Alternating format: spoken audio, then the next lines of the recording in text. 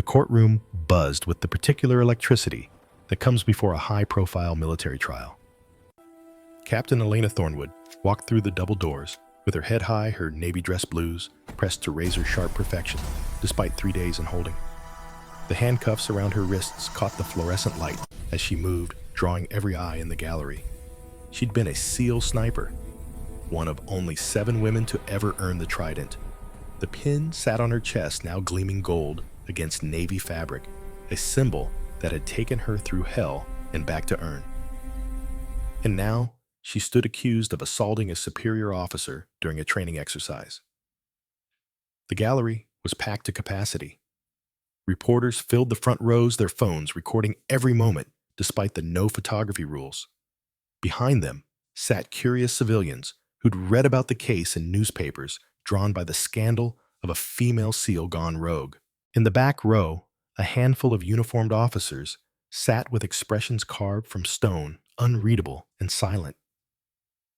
Commander Derek Ashford occupied the prosecutor's table, his right arm suspended in an elaborate sling that seemed almost theatrical under the courtroom lights. His uniform was immaculate, his bearing that of a man who knew justice was coming.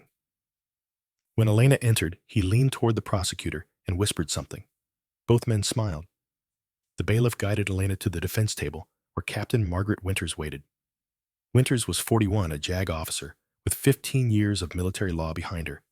Professional, competent, but Elena could see the doubt in her eyes, the way she shuffled papers just a fraction too quickly. They both knew what this was, a decorated commander with an influential father versus a woman who'd allegedly lost control. The deck was stacked. Judge Commander Victoria Walsh entered from chambers, and the courtroom rose as one. Walsh was 62, gray hair pulled back in a severe bun, reading glasses perched on her nose. She'd been on the bench for 25 years, had seen everything the military justice system could throw at her. Her face showed nothing but stern professionalism as she took her seat. "Be seated," Walsh said, her voice carrying authority born from decades of command. "We're here in the matter of United States versus Captain Elena Thornwood. Captain Thornwood, you stand accused of assault on a superior officer, specifically Commander Derek Ashford, during a training exercise at Fort Bragg, North Carolina, on January 15th of this year. How do you plead?" Elena stood. Her voice came out steady clear. "Not guilty, Your Honor." A sound came from the prosecution table. Not quite a laugh, but close. Commander Ashford shifted in his chair, the sling moving with exaggerated care. He looked at Elena with something that might have been pity, might have been contempt. Elena's jaw tightened. She knew that injury. She'd seen men with bullet wounds through the shoulder show more mobility than Ashford displayed now. She'd watched as the medic examined him on site, watched as he'd move the arm freely until he realized people were watching. This was theater, but proving it was another matter entirely. Her mind drifted back 6 months to a January morning at Fort Bragg that had changed everything. The wind had been cold that morning, cutting across the North Carolina training grounds with the kind of bite that made your eyes water. Elena had been in position since 0400, her Barrett M82 50 caliber rifle settled into the sandbags like an old friend. 800 yards downrange the mock compound waited all plywood walls and tactical obstacles designed to simulate hostile territory. She'd checked her calculations 3 times before dawn. Wind speed at 12 miles per hour, crosswind from the west. Humidity at 68%. Temperature 48 degrees Fahrenheit. The numbers mattered. At 800 yards, every variable could shift around by inches, and inches meant the difference between a hit and a miss. Wind drift compensation came out to 4.2 minutes of angle. She'd adjusted accordingly, the clicks of the scope's turrets as familiar as her own heartbeat. Through the scope, the world narrowed to what mattered. She could see every detail of the compound through 10-power magnification. The 6-man SEAL team staged at the entry point, running final checks on their gear. Petty Officer Cole Bennett was point man, his frame clearly visible through her reticle. Good kid, 28 years old. His wife Catherine had just given birth to twins 6 weeks ago. He'd shown Elena photos on his phone, his face lit up with the kind of joy that made you remember why the work mattered. The opposing force team waited inside the compound. Standard training protocol. Blank ammunition. Simulated hostiles. The instructors running the exercise had done this 1,000 times. Nothing should go wrong. Elena scanned the opposing positions through her scope, methodical and thorough. Training wasn't the time to get lazy. Complacency killed. Her crosshairs swept across each position, checking angles, noting firing lanes, calculating response times if something unexpected happened. Then she saw it. The opposing force instructor at window 3 was chambering around. The motion caught her attention first. Something about the movement was wrong, too deliberate, too careful. She'd watched thousands of blank rounds loaded in training exercises. This didn't look right. Elena zoomed her scope to maximum magnification. 14 power. The rifle barrel filled her vision. The brass casing caught the morning sun as the instructor finished chambering. The reflection was too bright, too golden. Blank cartridges didn't reflect like that. They were crimped, dull, designed to cycle through a weapon without propelling a projectile. This was a live round. Elena's heart rate spiked, then immediately steadied. Training took over. Visual confirmation wasn't enough. She tracked the sound signature. The metallic click of the bolt closing had carried across the distance. Too heavy. Too solid. Blanks sounded different lighter, the absence of a bullet changing the acoustic properties. This was unmistakable. She processed the ballistics in seconds. Federal Premium 308 Winchester. 168-grain boat-tail hollow point. Standard NATO sniper round. Muzzle velocity approximately 2,650 feet per second. Distance to target Bennett was 285 yards from that window. Flight time 2.3 seconds. The angle placed the trajectory directly at Bennett's head. Left temple region. Instantly fatal. Elena keyed her radio. Her voice came out calm, professional, exactly as trained. Live round, live round, live round. Window 3, abort exercise. I say again, abort exercise. The radio crackled. Commander Ashford's voice came back immediately. Irritation evident. Negative, Thornwood. You're seeing things. All ammunition was verified. Exercise continues as planned. Elena kept her scope on the instructor. He was settling into firing position now. 2 seconds until Bennett and his team entered his line of fire. Sir, confirmed visual and audio signature. 308 Winchester live round. Bennett is primary target. Abort now. Stand down, Captain. That is a direct order. Bennett's team began moving toward the compound entrance. Bennett took point just as planned, just as practiced. The instructor's rifle tracked him through the window. 1.8 seconds to impact. Elena's mind split into parallel tracks. Part of her registered Commander Ashford's boots, pounding up the stairs to her position. Part of her calculated the deflection shot. She couldn't eliminate the instructor without killing him. A .50 caliber round to center mass was lethal. But the rifle barrel. If she could hit the barrel at the moment of firing, the structural failure would deflect the round. 20% chance of success. 80% chance Bennett died. But 100% chance if she did nothing. Ashford burst onto her platform. Thornwood, I gave you an order, stand down. Elena kept her eye to the scope. 0.9 seconds. The instructor's finger moved to the trigger. Bennett reached the fatal funnel of the doorway, exactly where the trajectory would intersect his skull. Ashford grabbed her shoulder, trying to physically pull her away from the rifle. I said stand down, Captain. That's a direct... Elena moved on instinct and training. She couldn't let him break her position. Her left hand came up palm flat and shoved Ashford backward. Not hard, just enough. He stumbled his boots, catching on a sandbag, and he went down. His shoulder hit the platform's wooden support post. She heard him grunt in pain. 0.4 seconds. Elena's world contracted to the scope's circle. Crosshairs on the rifle barrel. Led the target. Account for the instructor's micro-movements. The Barrett kicked against her shoulder like a mule. The .50 caliber round crossed 800 yards in 1.1 seconds. It struck the instructor's barrel 3 inches from the chamber, just as his finger completed the trigger press. The rifle barrel bent. Not much. Maybe 15 degrees.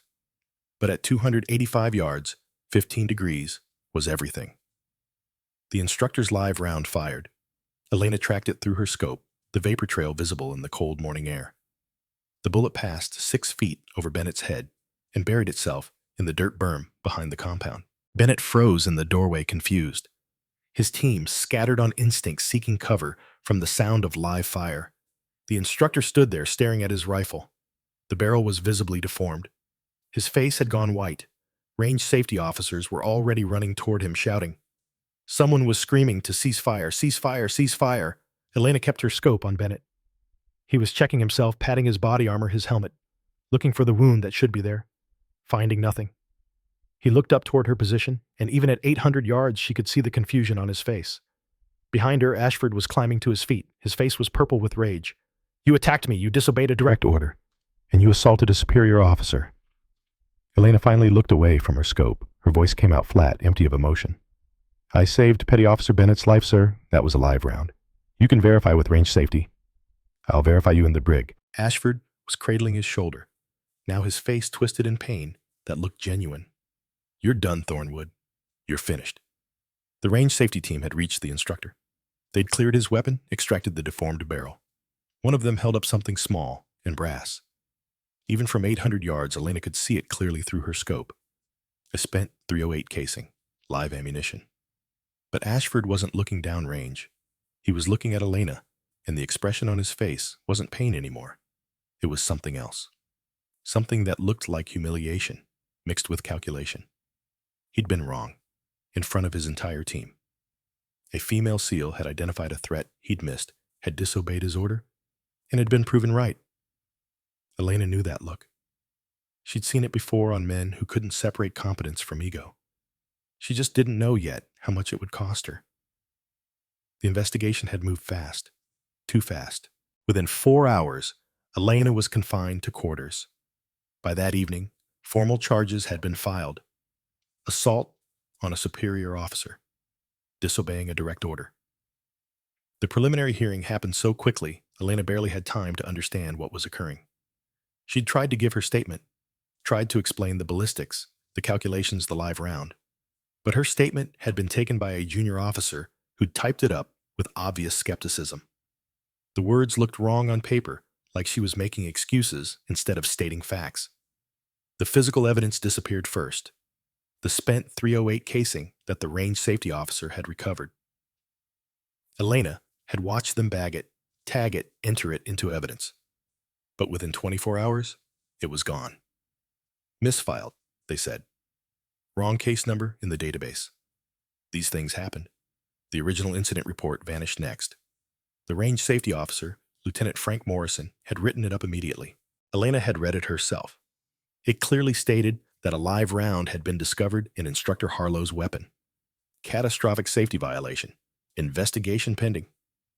But when the JAG Corps requested the report, a different version appeared. This one made no mention of live ammunition. It described a training exercise that had proceeded normally until Captain Thornwood had assaulted her commanding officer without provocation. Elena sat in her quarters and watched her defense crumble before it could be built.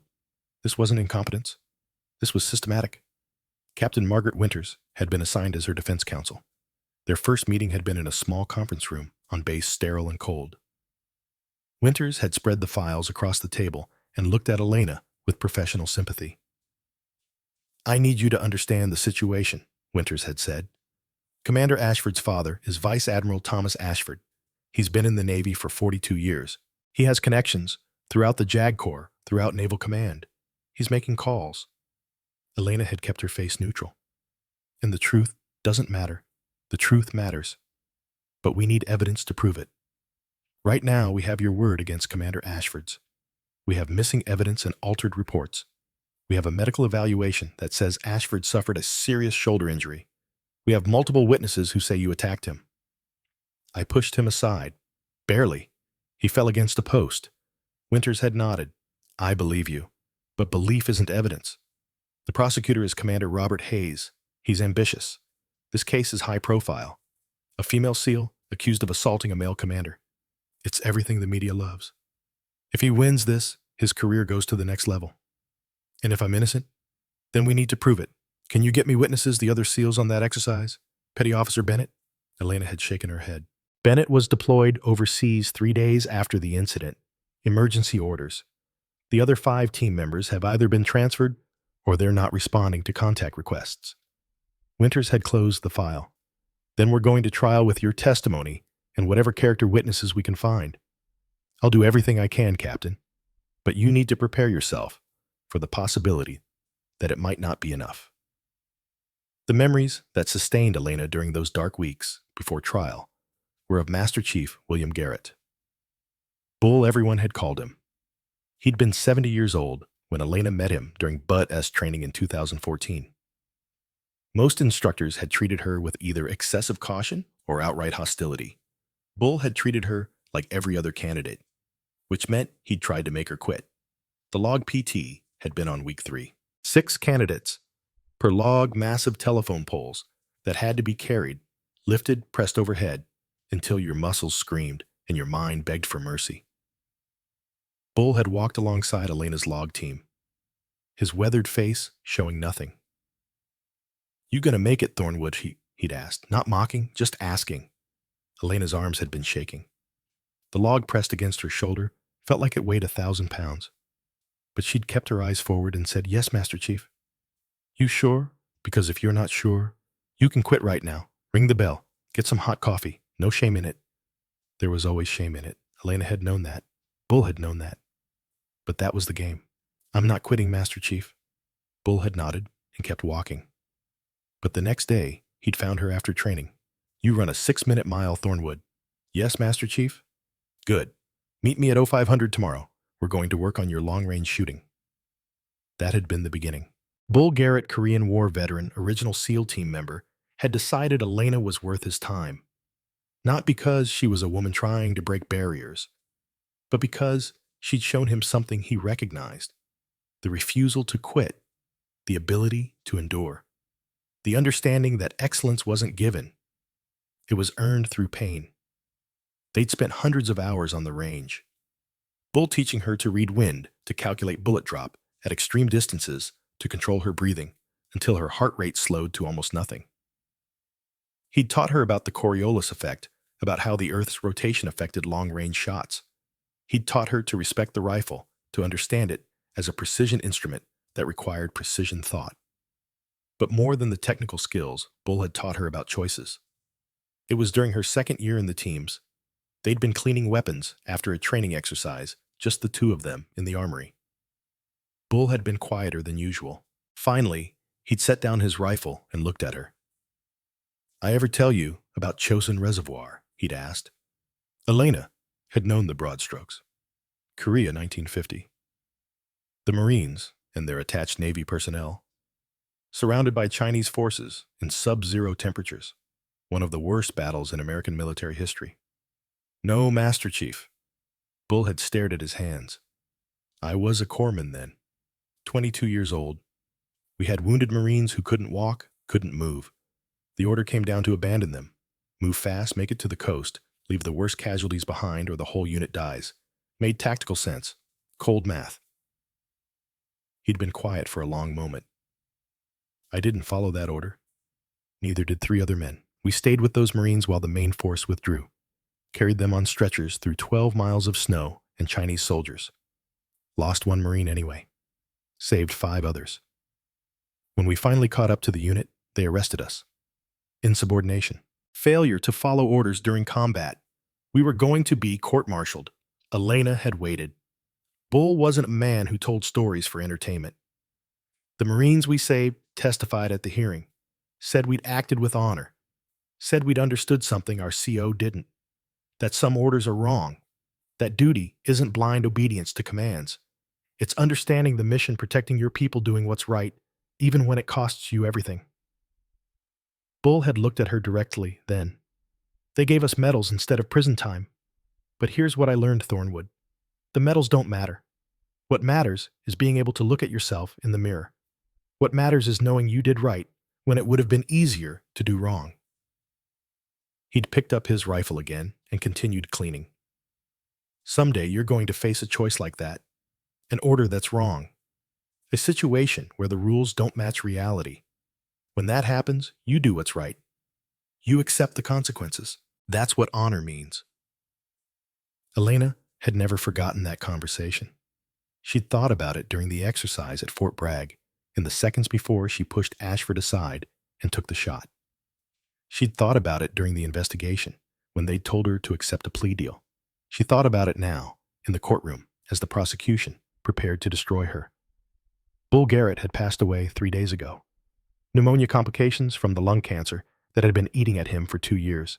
Elena had been denied permission to visit him in the hospital. Witness tampering concerns, they'd said, as if a dying man in a hospital bed could somehow corrupt the trial. But Bull had gotten one final message to her. A Navy chaplain had come to her quarters the night before trial began. He'd handed her a folded letter worn at the creases as if it had been carried in a pocket for weeks. "Master Chief Garrett asked me to give you this," the chaplain had said. "He made me promise." Elena had waited until she was alone to read it. Bull's handwriting was shaky but clear. The words were few but powerful. He told her he was proud, that she'd done what was right, that the truth would surface, even if it took time, that Admiral Hawthorne would help. The letter ended with 2 words she'd carry forever: "Stand tall." Elena had folded the letter carefully and placed it in her uniform pocket. It sat there now, a small weight over her heart, as the prosecutor stood to make his opening statement. Commander Robert Hayes was 50 years old with iron gray hair and the kind of face that looked good on television. He'd been on CNN twice already discussing this case, always careful to say he couldn't comment on ongoing proceedings, always managing to comment anyway. He approached the jury of 5 officers with the confidence of a man who knew he'd already won. "Your Honor, members of the court," Hayes began, his voice rich and measured.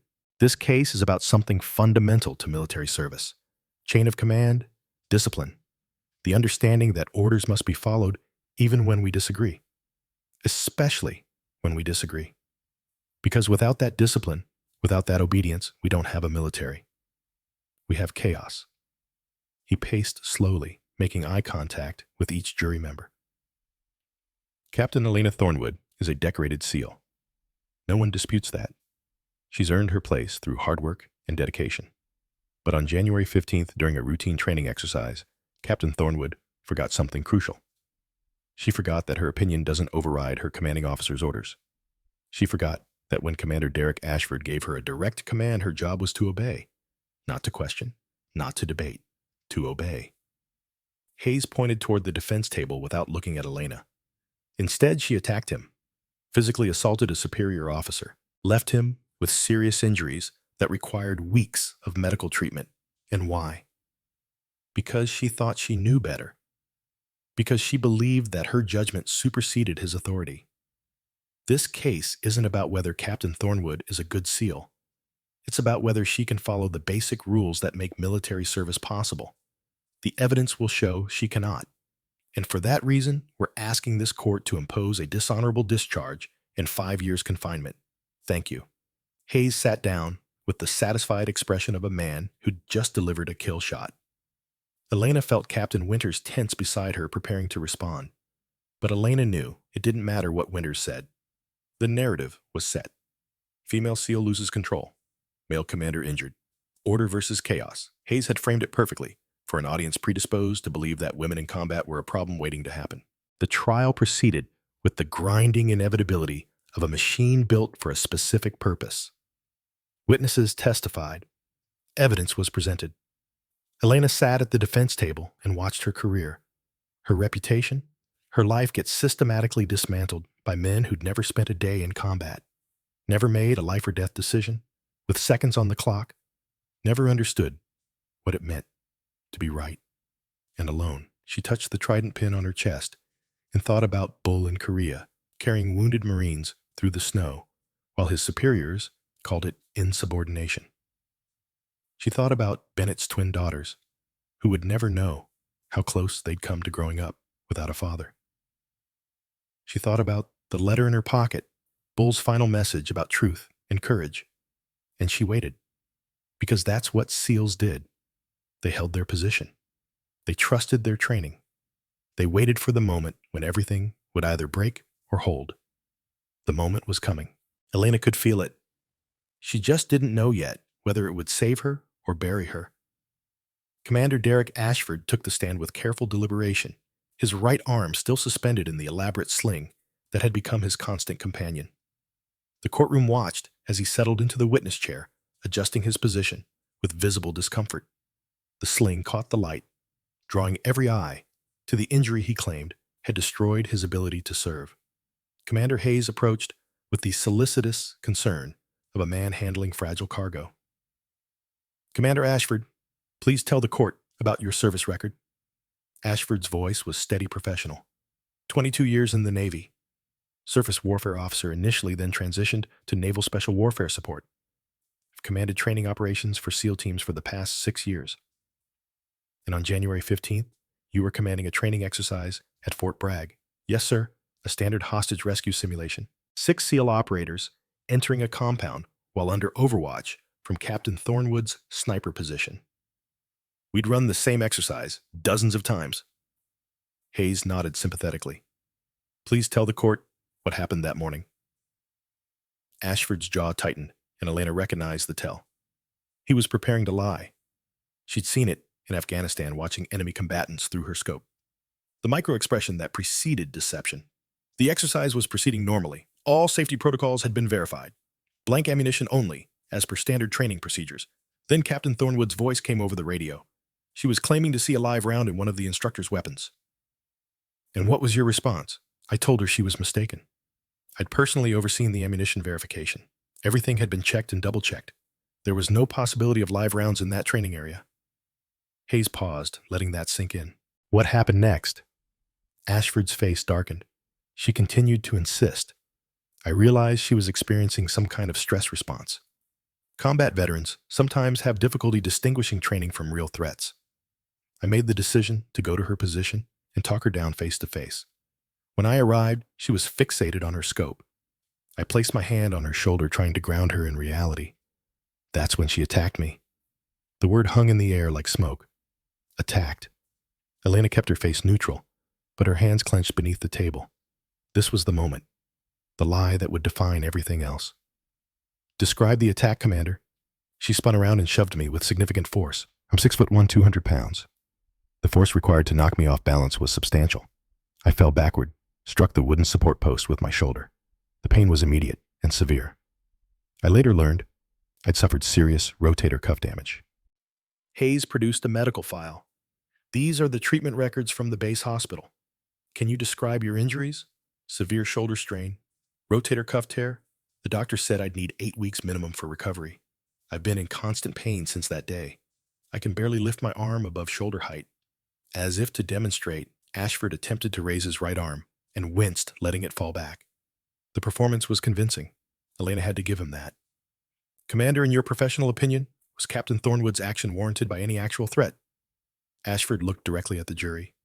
There was no threat. All ammunition had been verified as blank.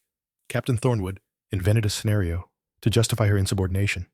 And when I attempted to correct her, she became violent. It's exactly the kind of behavior that makes people question whether women have the emotional stability for combat roles. Captain Winters was on her feet immediately. Objection. Witness is offering opinions beyond his expertise and making prejudicial statements. Judge Walsh nodded. Sustained. The jury will disregard Commander Ashford's last statement. Commander Hayes, control your witness. But the damage was done. Elena saw it in the jury's faces. The seed had been planted. Emotional woman, unable to handle stress, violent when challenged. The narrative was building brick by brick. Hayes continued for another 20 minutes, building his case methodically. When he finally yielded to cross-examination, Captain Winters approached with the cautious optimism of someone trying to defuse a bomb. Commander Ashford, you stated that all ammunition was verified as blank. Who conducted that verification? Range Safety Officer Lieutenant Morrison and Firearms Instructor Chief Harlow. And you trust their competence? Absolutely. They're experienced professionals. Winters pulled a document from her file. According to this incident log, a spent casing was recovered from the training area after the exercise. Do you know what happened to that casing? Ashford's expression didn't change. I'm aware the evidence chain had some irregularities. These things happen in the confusion following an incident. These things happen, Winters repeated. A piece of evidence that could prove whether Captain Thornwood was correct about the live round simply disappears, and your response is that these things happen. Hayes stood. Objection. Argumentative. Sustained. Rephrase Captain Winters. Winters adjusted her approach. Commander, when Captain Thornwood pushed you, how far did you fall? 3, maybe 4 feet. And you struck a wooden post with your shoulder. Yes. Were you dizzy? Did you lose consciousness? No. The pain was immediate, but I remained alert. So you were able to observe what happened after you fell? Ashford hesitated just a fraction of a second. I was focused on this pain. But you heard Captain Thornwood fire her weapon. I heard it. And then what happened? The exercise was halted. Range safety moved in. Did anyone else get injured during this exercise? Commander, no. So the only casualty was your shoulder. That's correct. Winters let the silence stretch. No further questions. The next witness was Lieutenant Frank Morrison, the range safety officer. He was 38, with the bearing of someone who'd spent his career checking boxes and following procedures. Hayes walked him through the ammunition verification process, emphasizing the multiple layers of safety checks that made a live round impossible. Lieutenant Morrison, in your professional opinion, could a live round have been present in Instructor Harlow's weapon? Morrison shook his head firmly. Absolutely not. We maintain strict inventory control. Every round is logged, counted, and verified. I personally checked every weapon before the exercise began. Could Captain Thornwood have been mistaken about what she saw? From 800 yards, even with magnification, identifying a specific type of ammunition would be extremely difficult. I believe she saw something that she misinterpreted under stress. Winters had fewer questions for Morrison, but she made them count. Lieutenant, you filed an incident report after this exercise, correct? Yes, ma'am. That report is not in the case file. Do you know why? Morrison's face remained neutral. Reports sometimes get misfiled. I'm sure it's in the system somewhere. Do you remember what you wrote in that report? The general details, yes. Did you mention recovering any spent casings from unusual ammunition? A pause. Morrison's eyes flicked to the prosecution table. I don't recall specific details. You don't recall whether you found evidence of a live round being fired. It was several months ago. I write dozens of reports. Winters produced a document. This is a formal request for your original report signed by 3 different JAG officers. Each request was denied or ignored. Are you aware of those requests? I'm not involved in records management. Convenient, Winters said quietly. No further questions. Chief Petty Officer David Harlow took the stand next. He was 42, muscular, with the weathered face of someone who'd spent decades in the sun. He testified that he'd personally loaded all weapons with blank ammunition, that his safety record was spotless, that any suggestion of negligence was insulting to his professionalism. When Winters asked him about the possibility of error, Harlow bristled. Ma'am, I've been a firearms instructor for 18 years. I don't make those kinds of mistakes. Everyone makes mistakes, Chief. Not with ammunition. Not when lives are at stake. Winters pressed, but Harlow's story never wavered. He was certain. Absolute. Unshakable. Elena watched him testify and recognized the signs. The slight tension in his shoulders. The way his eyes wouldn't quite meet Winters's gaze. He was lying, but he was committed to the lie. Someone had gotten to him. The question was how. The trial broke for lunch. Captain Winters and Elena sat in a small conference room, picking at sandwiches neither of them wanted. Winters spread the witness statements across the table, searching for inconsistencies that weren't there. They're covering something up, Winters said. Morrison's gambling habits, Harlow's sudden transfer orders to Hawaii. It's all there if I could just prove it. Elena stared at her untouched coffee. Bennett, still listed as deployed to a classified location. I filed motions to compel his testimony. They're being denied. Winters looked up. I need you to understand something, Captain. We're not just fighting the prosecution. We're fighting an entire system that's been mobilized to protect Commander Ashford and his father's reputation. Without witnesses, without physical evidence, we're going to trial with your word against theirs. My word used to mean something. It still does. But the court needs evidence, and someone has made sure there isn't any. The afternoon session brought expert witnesses. The prosecution called Dr. Gerald Morrison, no relation to the range safety officer, a military psychologist who specialized in combat stress. He was 63, distinguished, with decades of published research behind him. His credentials were impeccable, which made his testimony devastating. Commander Hayes walked him through the basics of combat stress, post-traumatic responses, and the challenges of high-pressure decision-making. Then he shifted to the heart of his testimony. Dr. Morrison, in your professional opinion, could a trained sniper mistake blank ammunition for live rounds under stress? Morrison nodded thoughtfully. Absolutely. The human brain under stress seeks patterns that confirm existing concerns. If Captain Thornwood was experiencing heightened anxiety, she might perceive threats that don't exist. It's a well-documented phenomenon called hypervigilance. Is this more common in female soldiers? Winters started to rise, but Morrison was already answering. Studies show that women in combat roles sometimes experience stress responses differently than men. Not better or worse, just different. They may be more likely to seek certainty in ambiguous situations, which can lead to false positives in threat assessment. The implications hung heavy. Elena watched the jury absorb this expert opinion from a credentialed psychologist. She wasn't seeing a threat. She was inventing one because her female brain couldn't handle the pressure. The narrative was complete now.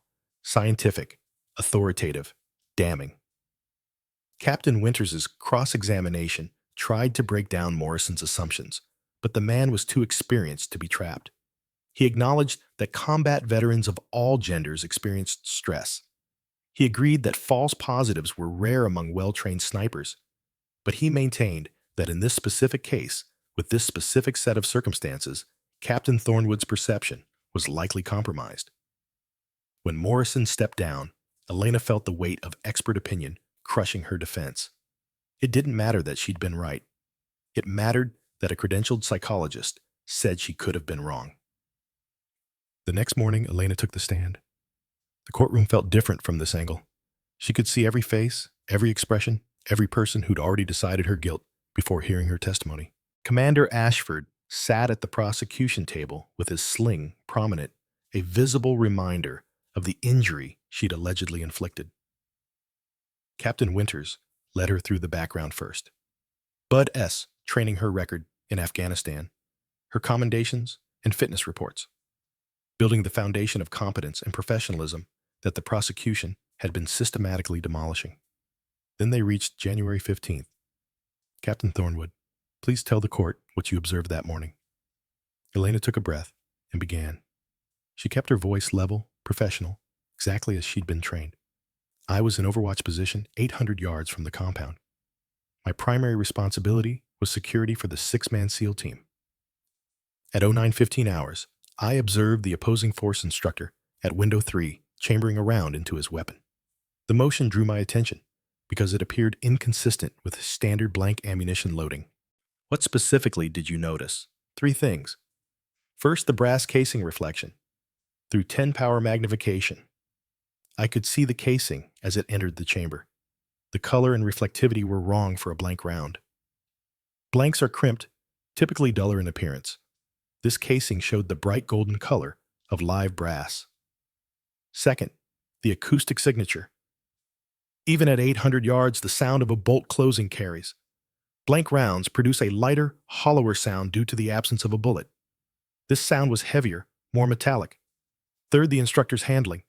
He was being unusually careful, treating the weapon with the deliberation you use when you know you're loading something dangerous. Winters nodded. What did you do with this information? I made immediate ballistics calculations. If the round was live, which I believed it was, I needed to understand the threat.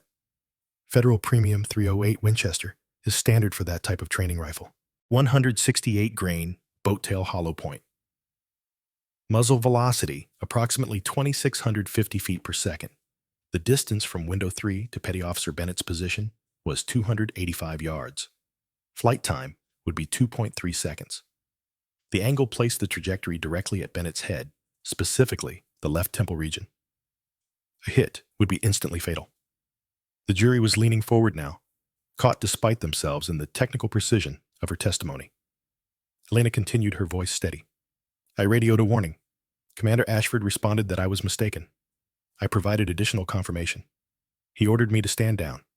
At that point, I had approximately 4 seconds before Bennett entered the fatal funnel and became a target. I had to make a choice. What choice was that? Whether to follow an order I knew was wrong or to act on information I knew was correct. The courtroom was silent. Elena could feel Bull Garrett's presence in her memory. His lessons about honor and duty. I chose to act Commander Ashford arrived at my position and attempted to physically remove me from my weapon. I pushed him aside with minimal force, creating enough space to take my shot. I aimed for the instructor's rifle barrel. A 50 caliber round striking center mass would be lethal. I didn't want to kill him. I wanted to deflect his weapon.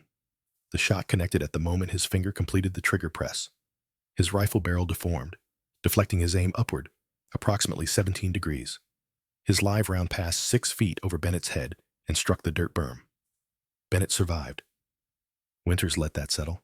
Captain, you're absolutely certain the round was live? Yes, ma'am.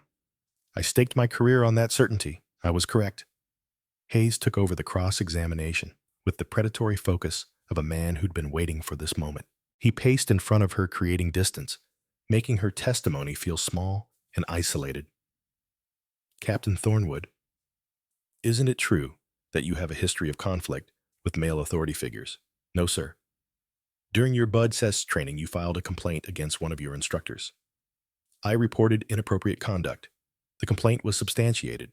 You were sensitive to perceived slights. I reported sexual harassment. There's a difference. Hayes smiled thinly. You expect this court to believe that you calculated bullet trajectory, wind compensation, and deflection angles in under 4 seconds. That's what snipers are trained to do, sir. Process information, make decisions, execute. Or perhaps you panicked.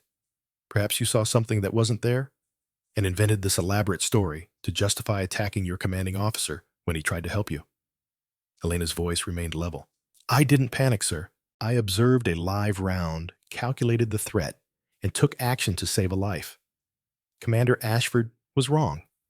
I was right. Petty Officer Bennett is alive because I disobeyed an incorrect order. Convenient that all the evidence supporting your version has disappeared? I agree, sir. Very convenient for someone trying to hide the truth. Hayes's face darkened. You're suggesting a conspiracy. I'm stating facts. A spent casing was recovered. An incident report was filed. Both pieces of evidence have vanished. The only witness to the actual shooting has been deployed to a location where he can't testify. That's not conspiracy theory. That's evidence tampering. Or it's a desperate woman making excuses for losing control. Elena met his eyes directly. I'm a SEAL sniper with 47 confirmed combat kills and 0 civilian casualties. I don't lose control. I identify threats and I eliminate them. On January 15th, the threat was Commander Ashford's ego, preventing him from admitting a mistake that would have cost a man's life. I eliminated that threat with minimal force. Bennett is alive. Ashford has a bruised shoulder that healed weeks ago despite his theatrical sling. Those are the facts. The courtroom erupted in murmurs. Judge Walsh gabbled for order. Hayes's face had gone red, but Elena felt a grim satisfaction. She'd gotten under his skin. Maybe it wouldn't matter in the end, but at least she'd made him work for it. The defense called character witnesses next. Fellow SEALs who'd served with Elena testified to her competence, her professionalism, her exceptional abilities. But none of them had been present at the exercise. None of them could speak to the specifics of that morning. Their testimony felt hollow, like praising someone's driving record when they were on trial for a specific accident. During a recess, Captain Winters pulled Elena aside. Her expression was grave. I found something. Morrison, the range safety officer, had $45,000 in gambling debts 6 months ago.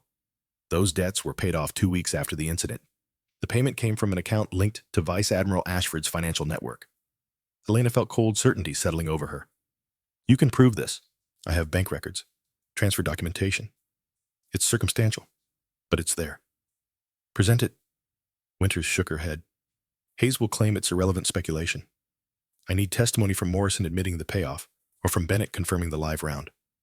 Without that, it's just numbers on paper. Bennett is at Camp Pendleton. He's not deployed. They're keeping him quiet. I know. I've filed motions. They're being denied at every level. Someone with serious pull is making sure he stays silent. Elena thought about Bull's letter, the reference to Admiral Hawthorne. She hadn't heard from him, hadn't received any indication he was involved. But Bull had trusted him.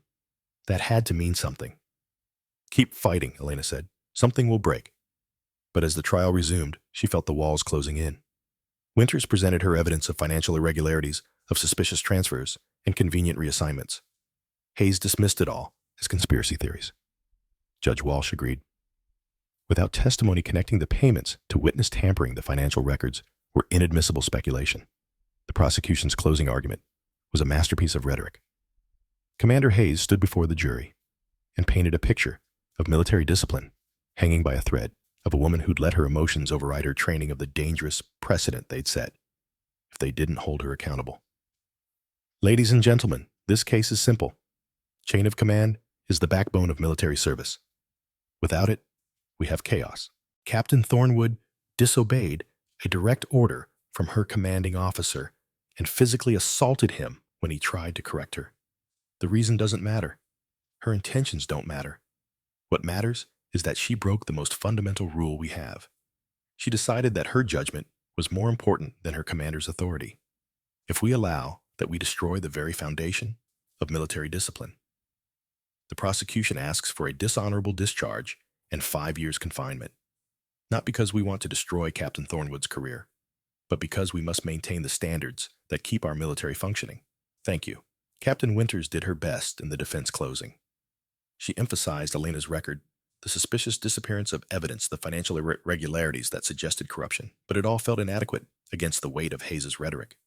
Elena could see it in the jury's faces. They wanted to believe in the system.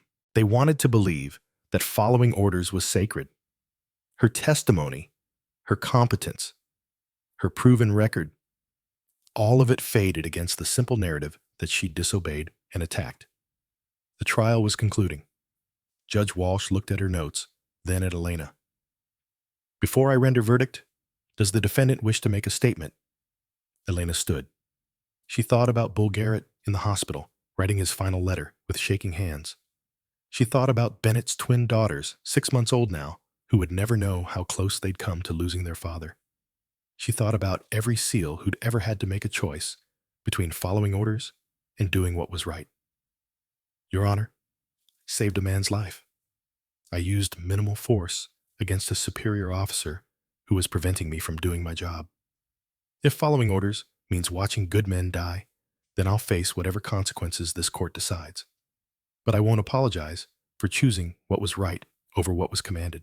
That's what Master Chief Garrett taught me. That's what being a SEAL means.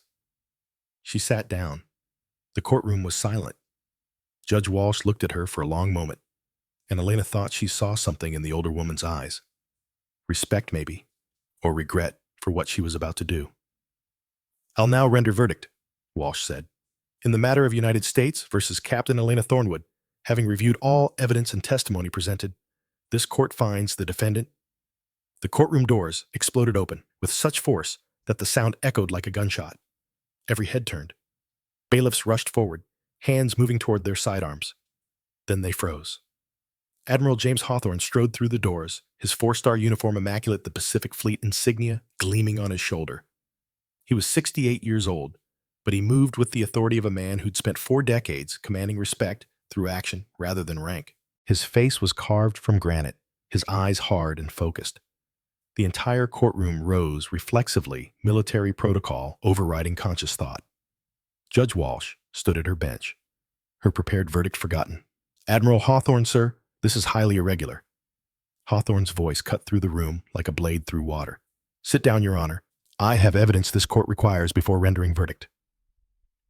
The words hung in the air. Commander Hayes was on his feet, sputtering. Your Honor, the prosecution wasn't notified of any additional witnesses. Hawthorne turned to face Hayes, and the prosecutor's words died in his throat. Commander, I wasn't asked. I'm here now. Your Honor, I have material evidence and testimony directly relevant to this case. I will not stand by while an innocent officer is convicted based on perjured testimony and suppressed evidence. Elena felt something crack open in her chest. Relief mixed with disbelief. Bull's letter. He'd written to Hawthorne, and Hawthorne had come. She met his eyes across the courtroom, and he gave her the slightest nod. Hold your position. Reinforcements have arrived. Judge Walsh looked at the Admiral, at the prosecution, at her own unfinished verdict. The room held its breath. Finally, she made her decision. The court will hear Admiral Hawthorne's testimony. Admiral James Hawthorne walked to the witness stand with the measured pace of a man who'd faced enemy fire and congressional hearings with equal composure. The bailiff administered the oath, and Hawthorne's voice rang clear. through the courtroom as he swore to tell the truth. Elena watched Commander Ashford's face drain of color. Whatever confidence he'd carried through the trial was evaporating. Captain Winters approached the stand, barely containing her relief. "Admiral Hawthorne, please. State your current position for the record." "I am Admiral James Hawthorne, Commander of Pacific Fleet Operations. I hold the rank of 4-star Admiral. I've served in the United States Navy for 42 years. In your relationship to Captain Thornwood, I commanded her unit from 2017 through 2020, primarily operating out of Bagram Air Base in Afghanistan. She served as primary sniper for SEAL Team operations under my command." Winters pulled a document from her file. "Admiral, I'm showing you what's been marked as Defense Exhibit A. Can you identify this?" Hawthorne took the letter, and something flickered across his face. Sadness mixed with determination. "This is a letter from Master Chief William Garrett, dated 3 weeks before his death. Bull Garrett was one of the finest SEALs I ever had the privilege of serving alongside. Korean War veteran, original team member, the kind of man who defined what it meant to be a warrior." "What does the letter say?" Hawthorne's voice was steady as he read. "Bull writes about Captain Thornwood's actions at Fort Bragg. He states unequivocally that there was a live round, that she saved Petty Officer Bennett's life. That evidence is being buried, and her commanding officer is protecting his career rather than admitting error. He asked me to investigate, to find the truth. He signs it, Bull Garrett, Master Chief, USN retired." The courtroom was silent. Hawthorne lowered the letter. "When a man like Bull Garrett tells you something's wrong, you listen. So I started investigating." Commander Hayes was on his feet. "Your Honor, this is hearsay from a deceased individual. It's not admissible." Judge Walsh cut him off with a gesture. "Commander Hayes, I'm allowing this testimony. The court will determine admissibility. Continue, Admiral." Hawthorne's eyes fixed on Hayes with the kind of look that had made enemy commanders reconsider their tactics. 3 weeks ago, while officially inspecting Pacific Fleet installations, I conducted a parallel investigation into the events of January 15th. I started by finding the people who'd been systematically silenced." He produced a thick folder. "First, I tracked down Petty Officer Cole Bennett. According to military records, he was deployed to a classified location immediately after the incident. That deployment was fabricated. Bennett has been confined to Camp Pendleton under what amounts to house arrest with explicit orders not to contact anyone regarding this case. Those orders came from Vice Admiral Thomas Ashford's office." The gallery erupted in whispers. Judge Walsh gavelled for order, but her expression had hardened. This was no longer a simple assault case. This was something else entirely. "I spoke with Bennett personally," Hawthorne continued. "He confirmed everything Captain Thornwood testified to. He heard the live round being chambered. He heard her warning. He saw Commander Ashford override her, and he watched her take the deflection shot that saved his life. He wanted to testify. He's been prevented from doing so through threats to his career and his family." Winters presented another document. "Admiral, I'm showing you what's been marked as Defense Exhibit B. What is this?" "This is the original incident report filed by Range Safety Officer Lieutenant Frank Morrison on January 15th at 14:30 hours. It clearly states that a live Federal Premium .308 Winchester round was recovered from the training area. It documents a catastrophic safety violation and recommends immediate investigation. This report was deliberately removed from the evidence chain and replaced with a falsified version that made no mention of live ammunition." Hayes stood again, his face red. "Your Honor, the Admiral cannot possibly authenticate." "I can authenticate it because I retrieved it myself from the evidence locker at Fort Bragg," Hawthorne said, his voice cutting through Hayes' objection. "It had been misfiled under a different case number. Not lost. Deliberately hidden. The misfiling occurred 2 days after Commander Ashford filed charges against Captain Thornwood." Judge Walsh leaned forward. "Admiral, that's a serious accusation. Do you have evidence of deliberate evidence tampering?" "I do, Your Honor." Hawthorne produced another set of documents. Lieutenant Morrison had gambling debts totaling $45,000. Those debts were paid off on January 23rd, 8 days after the incident. The payment came from an account controlled by Vice Admiral Thomas Ashford. In exchange for that payment, Morrison altered his report and provided false testimony to this court. The courtroom exploded into chaos. Reporters were typing frantically on their phones. Officers in the gallery were talking over each other. Judge Walsh's gavel cracked like thunder. "Order, I will have order in this court." When the room settled, Hayes tried one more time. "Your Honor?" The Admiral is making unsubstantiated claims about Vice Admiral Ashford without, I have bank records, transfer documentation, and a sworn statement from Morrison himself, Hawthorne said flatly. He pulled out another document and handed it to the bailiff. After I confronted him with the evidence Morrison broke, he admitted to accepting payment to falsify his report. He admitted to lying under oath. His statement is notarized and witnessed by 2 JAG officers who accompanied me. Elena felt tears burning behind her eyes, but refused to let them fall. Bull had been right. The truth was surfacing. Hawthorne had found it and dragged it into the light. Hawthorne wasn't finished. I also obtained the testimony of Chief Petty Officer David Harlow, the firearms instructor. He admitted to accidentally loading a live round into his weapon during the exercise. He was distracted, made an error, and realized it only after Captain Thornwood's shot deflected his rifle. He was terrified of losing his career, so when approached by Commander Ashford and offered a transfer to a desirable posting in exchange for testimony, denying the live round, he accepted. Where is Chief Harlow now? Judge Walsh asked. In custody, Your Honor. He's being held at Camp Pendleton, pending court-martial for perjury and evidence tampering. He's prepared to testify to everything I've stated. Winters approached the bench. Your Honor, I request an immediate recess so that Petty Officer Bennett and Chief Harlow can be brought to this courtroom to provide direct testimony. Hayes was shaking his head, but his objections sounded hollow now. This is highly irregular, Your Honor. The trial is concluded. The trial is not concluded until I render verdict, Commander Walsh said, and her voice carried an edge that made Hayes step back. And I'm not rendering any verdict until I've heard from these witnesses. This court is in recess for 2 hours. Admiral Hawthorne, I trust you can produce Petty Officer Bennett and Chief Harlow. They're waiting outside, Your Honor.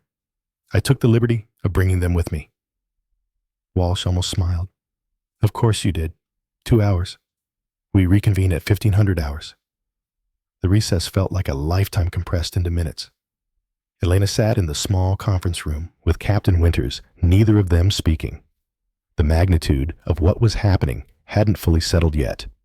Evidence tampering, witness intimidation, perjury. This had gone from a simple assault case to a criminal conspiracy that reached into the highest levels of Naval Command. Winters finally broke the silence. Admiral Hawthorne just committed career suicide. You understand that, don't you? Going after a vice admiral, exposing this level of corruption. He's made enemies that will follow him forever. Elena nodded slowly. He did it anyway. Because Bull Garrett asked him to. Because it was right. They sat with that truth until the bailiff knocked on the door to summon them back. The courtroom felt different when they reconvened. The casual observers had been replaced by senior officers, JAG investigators, and what looked like representatives from Naval Criminal Investigative Service. This wasn't a trial anymore. This was an institutional reckoning. Petty Officer Cole Bennett took the stand first. He was 28 years old, lean and fit in his dress blues, with the bearing of a man who'd seen combat and understood its weight. His hands were steady as he placed them on the Bible and swore his oath. Captain Winters handled the questioning with surgical precision. Petty Officer Bennett, where were you supposed to be today? Ma'am, according to my orders, I was deployed to a classified location in support of special operations. Those orders were fabricated. I've been confined to Camp Pendleton for the past 6 months under threat of court-martial if I attempted to contact anyone about this case. Who gave you those orders? The orders came through Commander Ashford's office, ma'am. But when Admiral Hawthorne found me 3 days ago and showed me the documentation, it became clear the orders originated from Vice Admiral Ashford's staff. Tell the court what you remember about January 15th. Bennett's voice was calm, factual. We were staged for a hostage rescue simulation. Standard training evolution.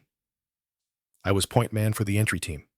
Captain Thornwood was providing overwatch from 800 yards. The exercise was proceeding normally when I heard her voice on the radio. She said, live round, live round, live round. Window 3, abort exercise. Her voice was calm but urgent. That's Captain Thornwood's style. She doesn't panic. What happened next? Commander Ashford came on the radio immediately. He said Captain Thornwood was mistaken that all ammunition had been verified as blank. He ordered her to stand down. She repeated the warning. She was specific.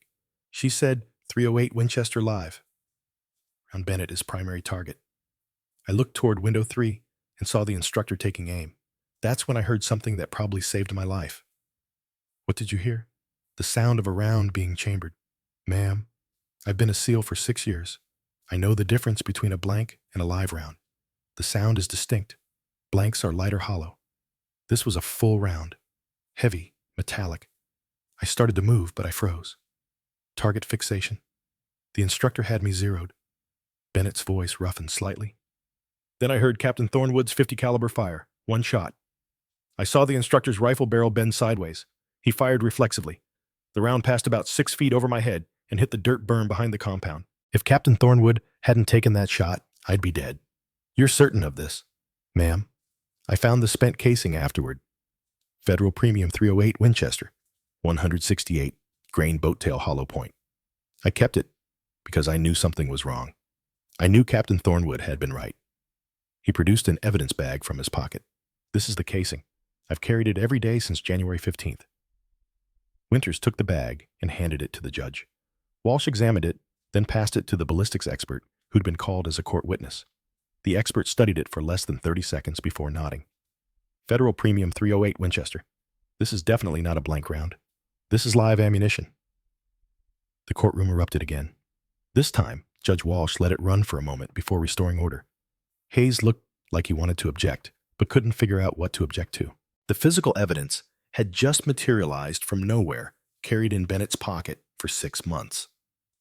Petty Officer Bennett, Winters continued, why didn't you come forward earlier? I tried, ma'am. I filed a statement with my commanding officer 3 days after the incident. I was told to stand down. Then I received deployment orders. When I questioned them, I was told that if I persisted, I'd face charges for interfering with an investigation.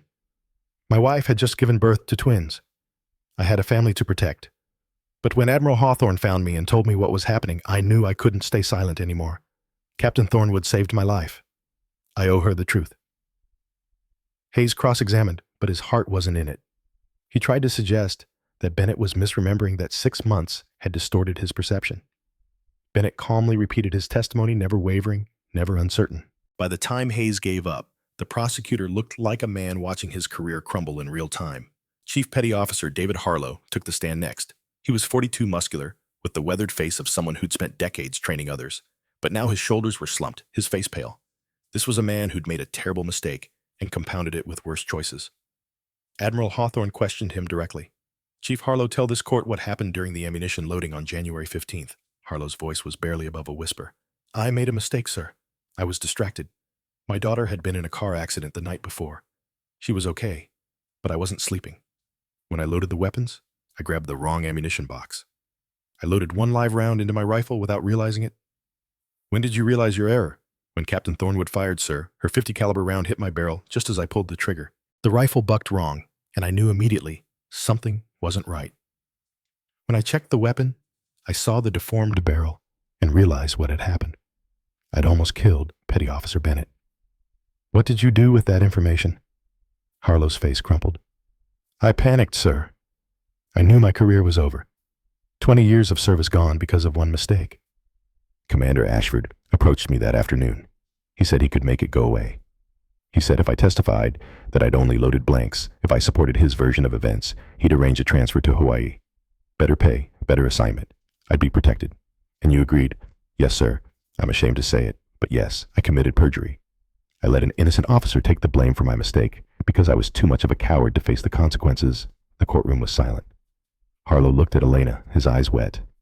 Captain Thornwood, I'm sorry. You saved a man's life because I screwed up, and I tried to destroy your career to save mine. There's no excuse. I'll accept whatever punishment comes.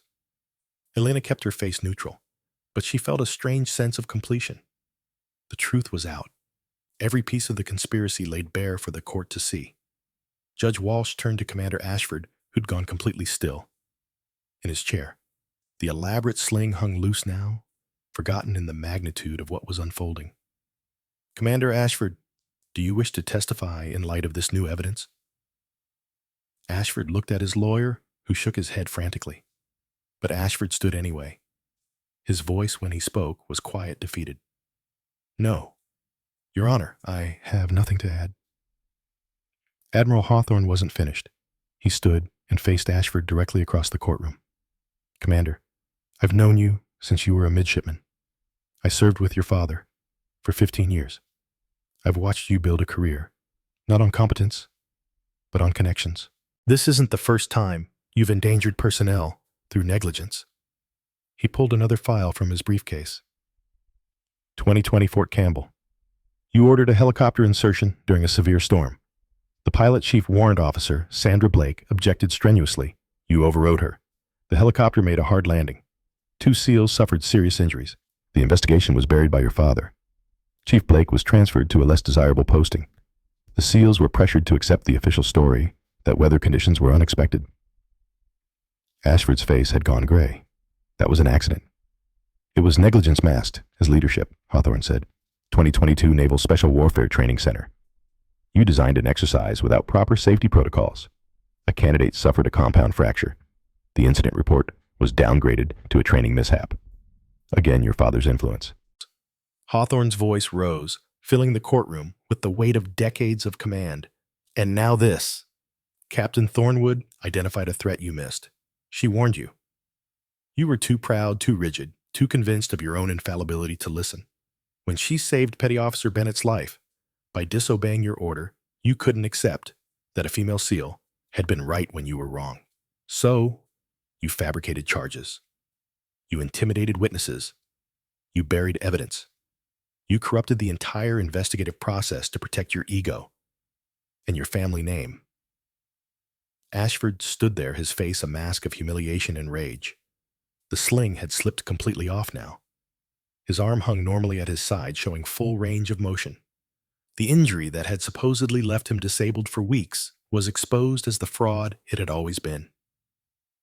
You tried to destroy one of the finest officers I've ever commanded, Hawthorne continued, his voice dropping to something cold and absolute.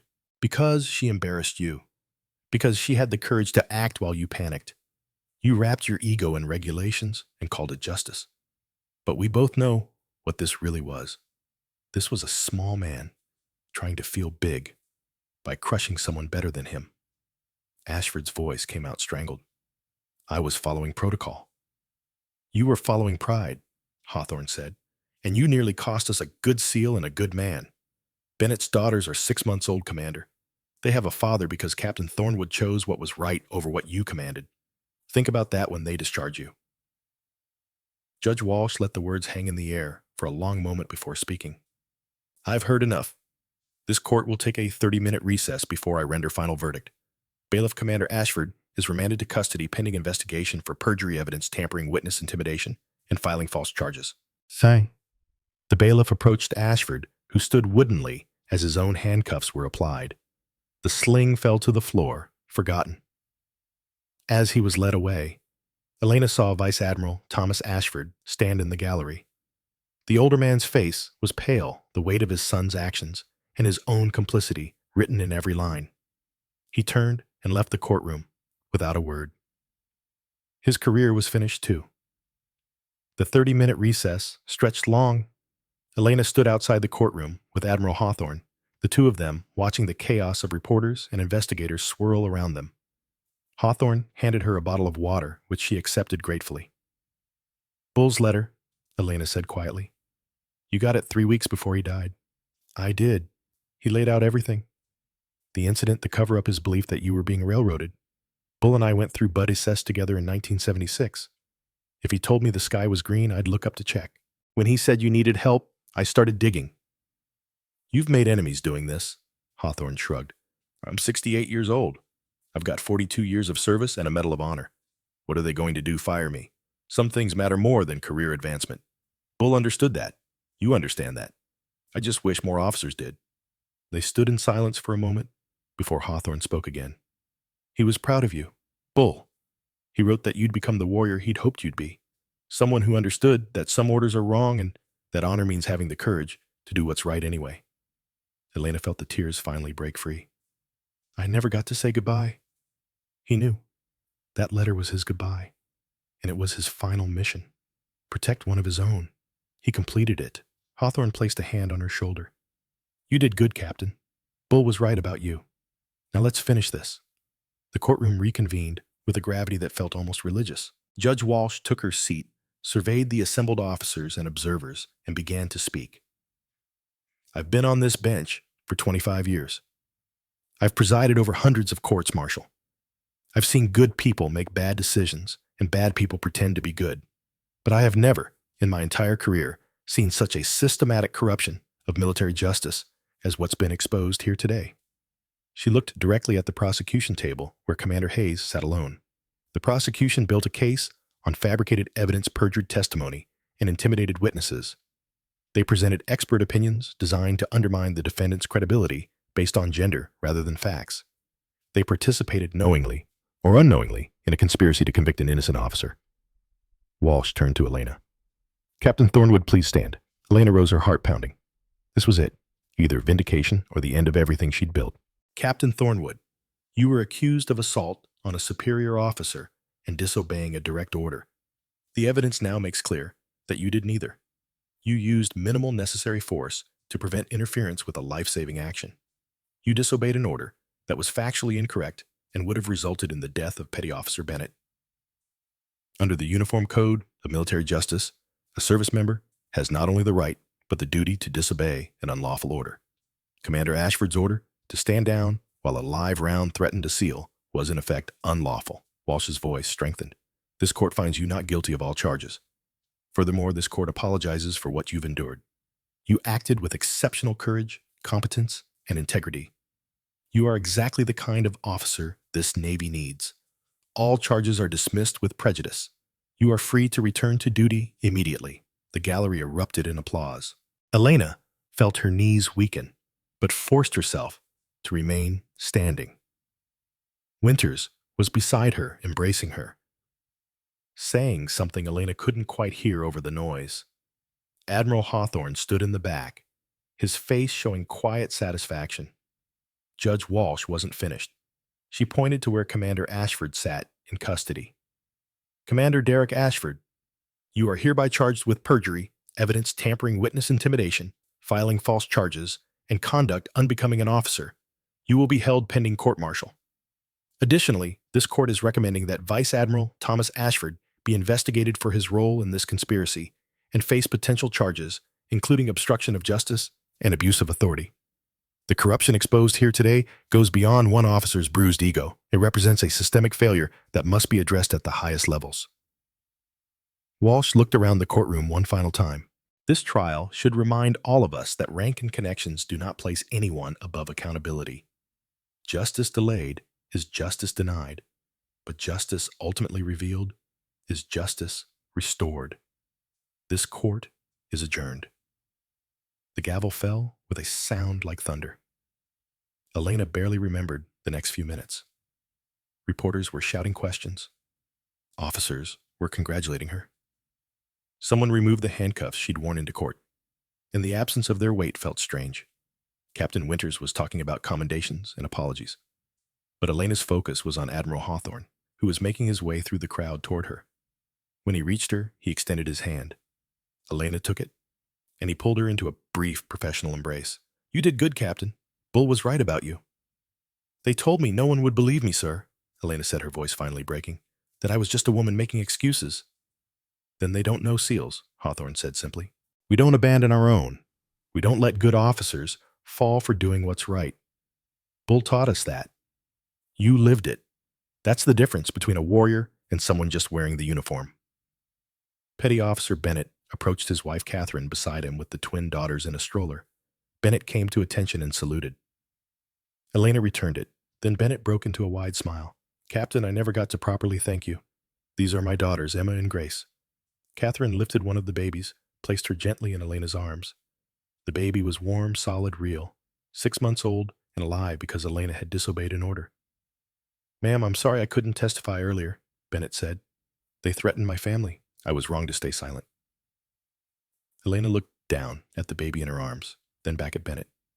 You're here now. That's what matters. Take care of these girls, Bennett. That's your mission now. Yes, ma'am. The other 5 SEALs from the exercise appeared one by one, having been released from their various transfers and gag orders. They formed up in a line, came to attention, and saluted in unison. Elena stood holding Bennett's daughter, tears streaming down her face, and returned the salute. This was what she'd been fighting for. Not vindication, not career survival, but this moment of recognition that she'd done right when it mattered most. 3 months passed. The investigation into Vice Admiral Ashford and his network of corruption spread through multiple commands. 6 officers were charged with various levels of complicity. Vice Admiral Thomas Ashford was court-martialed for obstruction of justice abuse of authority and conspiracy to commit fraud. He was convicted, stripped of his rank, dishonorably discharged, and sentenced to 4 years in federal prison, with his pension forfeited. His 4-decade career ended in disgrace. Commander Derek Ashford was court-martialed, dishonorably discharged, and sentenced to 3 years in military prison. Lieutenant Morrison and Chief Harlow received lesser sentences in exchange for their cooperation, but their careers were finished. Morrison was dishonorably discharged and served 18 months. Harlow received a bad conduct discharge and 1-year confinement, his 20-year service record permanently tarnished. Elena returned to duty, assigned to a new SEAL team with a promotion to commander. The Navy released a formal apology and announced new whistleblower protection protocols designed to prevent future cover-ups. An independent review board was established to examine training safety procedures across all special warfare commands. It wasn't enough to undo the damage, but it was a start. Real change born from one woman's refusal to stay silent. On a cold October morning, Elena drove to Arlington National Cemetery. Master Chief William Garrett was being laid to rest with full military honors. The sky was gray, threatening rain, but hundreds of people had come anyway. SEALs from 5 decades of service, officers he'd trained, men whose lives he'd saved. The crowd stretched across the hillside like a formation of warriors paying final tribute to their chief. The ceremony was simple and powerful. Rifle volleys echoed across the cemetery. A bugler played taps, the notes carrying on the wind. The flag was folded with precision and presented to Garrett's daughter, who accepted it with quiet dignity. When the formal ceremony concluded, Admiral Hawthorne approached Elena. He carried a small wooden box polished and engraved. Bull left instructions. He wanted you to have this. Elena opened the box. Inside was Bull's trident pin, the one he'd earned in 1976. The gold was worn smooth by decades of wear, but it gleamed in the gray light. Beneath it was a card in Bull's handwriting. You earned this. Wear it proud. Stand tall. Semper Fortis. Bull. Elena's hands shook as she lifted the pin. Hawthorne helped her attach it to her uniform right beside her own trident. 2 pins, 2 generations, 1 unbroken line of warriors who understood that honor meant more than obedience. He knew, Elena said quietly. Even when he was dying, he knew the truth would come out. Bull always knew, Hawthorne replied. He spent 50 years teaching that some things matter more than career, more than rank, more than comfort. Doing what's right when it costs you everything. That's the legacy. That's what we carry forward. They stood together in the cold, watching as other mourners paid their respects. Elena thought about choices made under fire, about standing alone when everyone else sits down, about the price of integrity and the weight of honor. Different decades, different wars, same choice. Always the same choice. 6 months later, Elena stood at the front of a classroom at the Naval Special Warfare Training Center in Coronado. 24 SEAL candidates sat before her, including 3 women. This was the Advanced Sniper Course, the school where Elena had first learned her craft under Bull's guidance. She began the morning session with ballistics calculations, walking them through wind compensation and bullet drop tables. The candidates took notes, frantically trying to absorb decades of knowledge compressed into weeks of intensive training. But technical skills weren't why Elena was here. At the end of this course, Elena said, you'll know how to make shots at distances most people can't even see. You'll understand trajectories, atmospheric conditions, weapon systems at a level that borders on art. But technical competence isn't enough, because someday you're going to face a choice that has nothing to do with ballistics. She paused, touching the 2 trident pins on her collar, Bull's worn gold beside her own. Someday, you'll receive an order that you know is wrong. an order that will get good people killed if you follow it. And you'll have to decide what matters more, your career or your conscience, following orders or doing what's right. One of the female candidates raised her hand. She was young, maybe 24, with the determined expression of someone who'd fought hard to be here. Ma'am, what if we make that choice and no one believes us? What if we stand alone? Elena met her eyes. Then you stand alone? Master Chief Garrett taught me that. He'd learned it decades before in Korea. Now I'm teaching you. Legacy isn't about medals or promotions. It's about principles passed from one generation to the next. It's about warriors who understand that honor means protecting those who cannot protect themselves, even when it costs you everything. She looked around the room, seeing younger versions of herself in their faces. Some of you will face that choice. Maybe not today, maybe not for years, but when it comes, you'll know. Your training will tell you one thing. Your conscience will tell you another. Listen to your conscience. Accept the consequences. Because that's what it means to be a SEAL. That's what it means to serve with honor. The class was silent, absorbing the weight of her words. Elena dismissed them to the range, watching as they filed out with their rifles and their dreams of becoming warriors. She thought about Bull, about Hawthorne, about Bennett and his daughters, about all the people who'd stood up when it mattered. Outside, the California sun was bright and warm. The Pacific Ocean stretched to the horizon, endless and blue. Somewhere out there, SEALs were training, deploying, making impossible decisions with incomplete information. Some would follow orders. Some would question them. A few would have the courage to stand alone when standing alone was the only right choice. Elena walked out to the range where her students were setting up their shots. She checked their positions, corrected their breathing, helped them understand the 1,000 small details that separated a good sniper from an exceptional one. But in the back of her mind, she carried Bull's final lesson. The truth always surfaces. It might take time. It might take sacrifice. It might require warriors willing to stand alone in handcuffs, waiting for justice to remember its purpose. But it surfaces. And when it does, the warriors who held their ground, who chose what was right over what was commanded, who protected their people even when it cost them everything, those warriors become the chiefs and the admirals and the teachers who pass the lesson forward. Elena touched both trident pins on her collar and smiled. Bull's legacy lived on. Not in the medals he'd earned or the men he'd saved, but in the principle he'd carried forward from Korea to California, from one generation of warriors to the next. That was the mission. That was the honor. That was what it meant to be a SEAL. Elena raised her binoculars and watched her students take their shots, each one learning to hit targets they could barely see, learning to trust their training, their instincts, their conscience, learning to be the warriors the world needed. The shots rang out across the range, and Elena smiled. The legacy continued, one generation teaching the next, one warrior passing the truth forward, the way it had always been, the way it would always be, because some things mattered more than orders.